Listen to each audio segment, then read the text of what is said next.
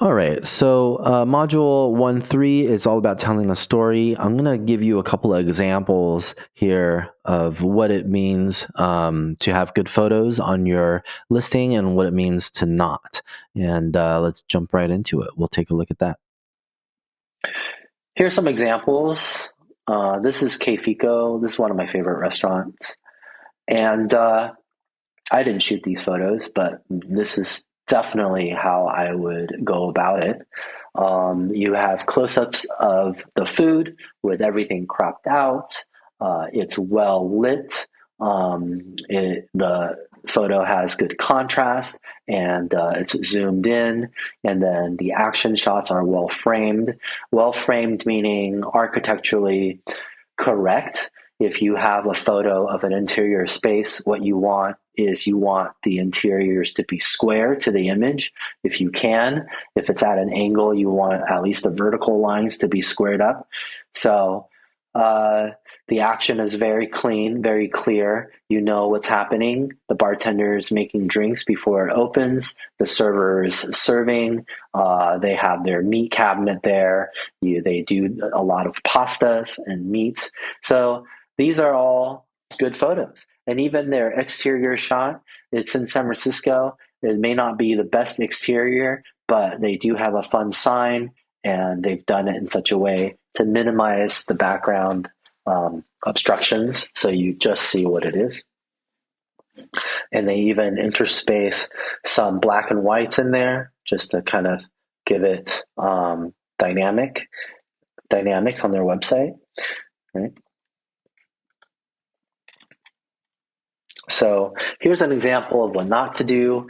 Obviously, this is a totally different type of an establishment, and we're kind of picking a dramatic difference here, but you can sort of tell what I mean by that.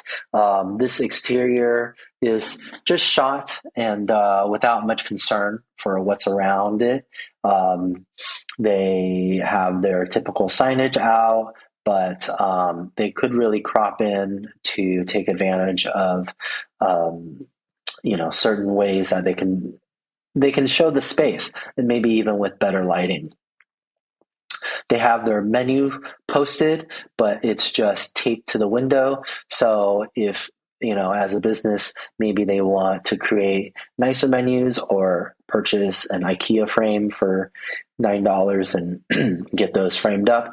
And their signage is old and fallen apart, and they have shot it with a rusty awning in front and with power poles in the back, which is not necessarily bad given the state of the sign. But if you just moved a little bit to your right, maybe you can get just the sky in the background. And with a little photoshopping, maybe you can remove some of the other cables and wiring that's running there.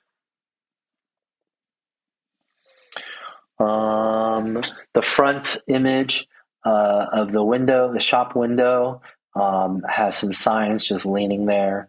Maybe if they did end up doing some nice shots of their pies, they could actually put their pies out there. I don't know if the signs are generic pies that they just purchased, and also the pizza boxes.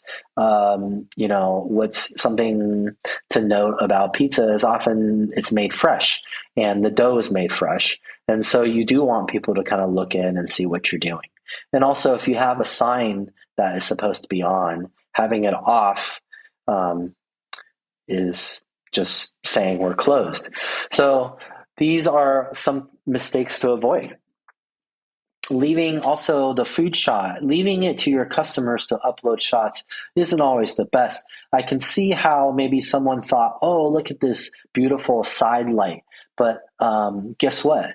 The photographer using their phone didn't bother to wipe their fingerprints from the lens of the camera. So you got this low contrast shot, and they shot it too far away. So the image quality is really poor. And maybe you want to have a nice looking bite, or you want to leave some pizza on there so you can tell the quality of the cheese and the ingredients, and maybe not the leftover pieces of basil or whatever that is sitting on the box. So there's a ton of ways that you could do better if you just learned a few tricks. And we're going to try and get you to be able to do this on your own. All right, planning your photo shoot.